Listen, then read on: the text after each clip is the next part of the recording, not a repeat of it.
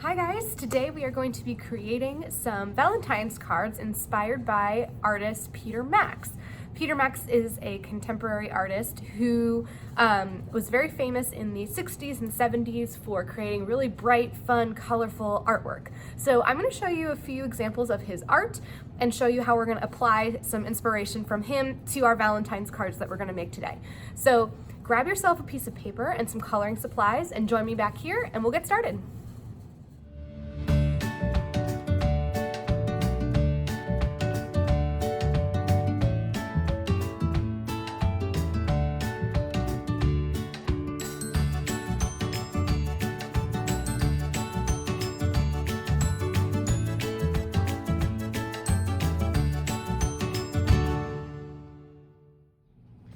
Alright guys, I've got my tools and I'm ready to get started. I've got a piece of paper, some coloring supplies. I'm going to be drawing with a marker today so that you can see it very clearly on the video, but I would suggest if you're going to draw things out first to use a pencil, that way you can erase if you make any mistakes. Alright, so since we're making a Valentine's card, you have a couple options. You can just create your Valentine's card on a just flat piece of paper, or you can fold it to make that card shape and just design the front. I'm going to go ahead and fold mine, and then I'm going to start to create a design that's a little bit inspired by Peter Max. So since it's Valentine's, I'm going to use his heart paintings as inspiration for my Valentine's card. I think that makes sense. So I'm going to start by drawing a heart in the middle of my card. And then I think I might create some kind of border around the edge here. Peter Max used a lot of colors and he used a lot of blending in his, so I'm gonna make some room by creating some patterns to do a lot of blending and coloring. All right, maybe I will use some bumpy lines here.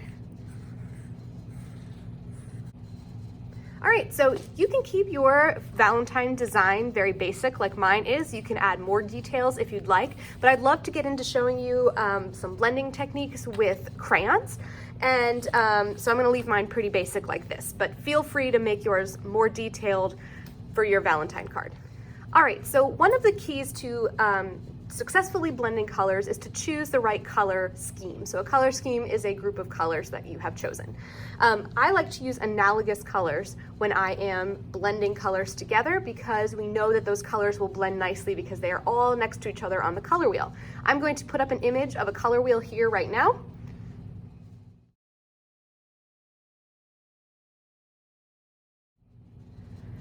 That way you can use that color wheel I just showed you as a reference for picking out some color schemes to color in the rest of your Valentine card.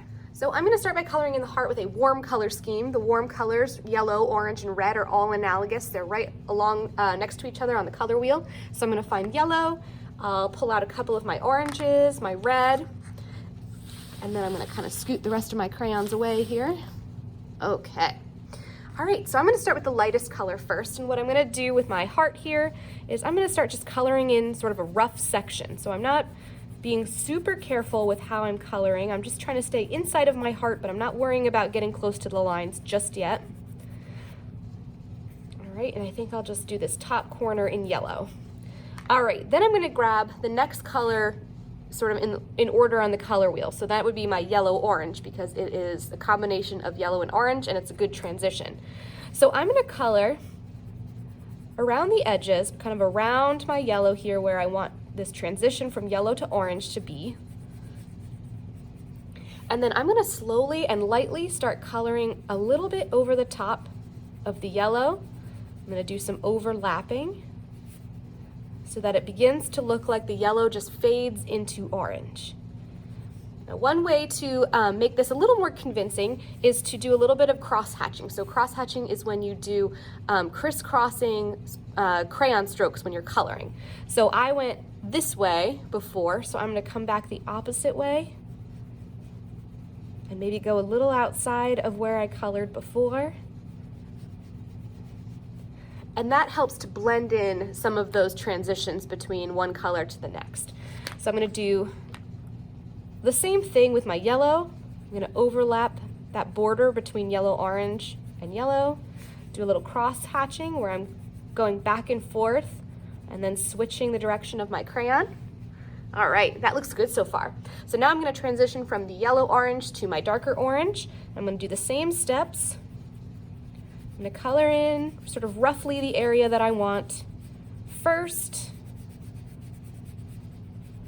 Okay.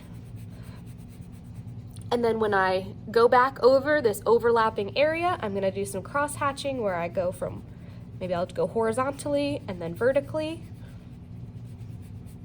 And it really helps to blend those crayon colors together and make that transition really neat. In fact, I think I might go back over this area a little bit. There we go. All right, so now I'm gonna go from orange to red.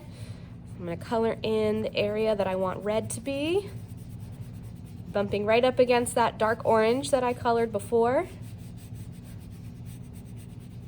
Try to do careful coloring here, which means that I'm not leaving any big white spots behind. And then I'm gonna do my crisscross. So I'll do a diagonal coloring this way and sort of make an X by coloring this way. And now I can go back and fill in all these extra areas around the outside of my blending.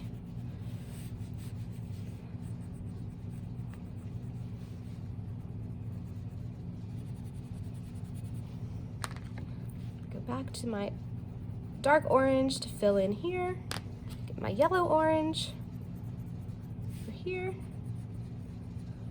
Can even kind of come around and outline, do a little more blending around the edges here with my yellow orange. Do a little crisscross. All right, so those are our basic blending crayon techniques. Again, this will really only work with crayons or maybe colored pencils. Markers are difficult to blend with like this, so I would recommend that you use crayons or colored pencils for our color blending techniques. I think I need to maybe go back over this just a little bit.